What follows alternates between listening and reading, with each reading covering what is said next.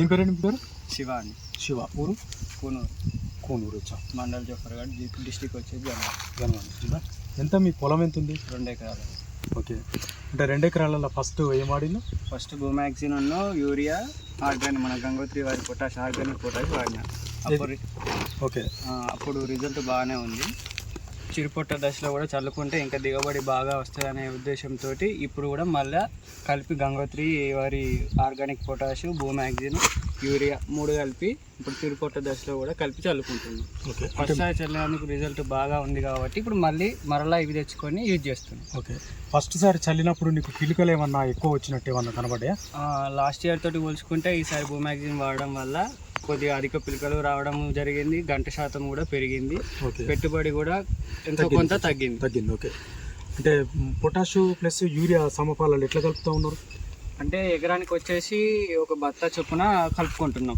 ఒక బస్తా ఇదొక బస్తా అని చెప్పేసి కలుపుతున్నాం. ఆ బస్తాకు 1 లీటర్ బూమాక్సిన్ కలిపి 3 రకం కలిపి కలుపుతున్నాం. ఓకే.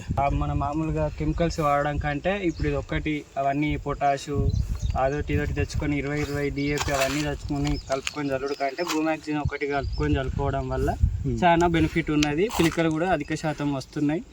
మాకు రిజల్ట్ అయితే బెటర్గా ఉంది పోయిన తోటి పోల్చి. అంటే బూమాక్సిన్ వాడడం వల్ల కొంచెం ఇతర మందులు కూడా కొన్ని తగ్గినాయి అంటారు. అంతే కదా?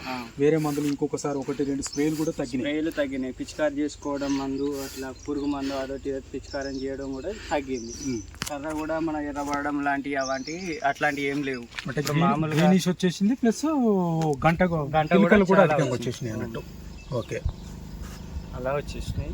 మళ్ళీ ఇంకొకటి ఏంటి అంటే ఇప్పుడు మామూలుగా ఈ చౌడు నెలల్లో చల్లుకుంటే చాలా వరకు పిలికలు అనేది చచ్చిపోతాయి. ఈ బూమాక్సిన్ వాడడం వల్ల చౌడు కూడా కొద్దిగా తగ్గే కంట్రోల్ అయ్యింది. దానివల్ల కూడా ఇప్పుడు పిలికలు అనేది గంట అనేది చనిపోవట్లేదు. ఓకే.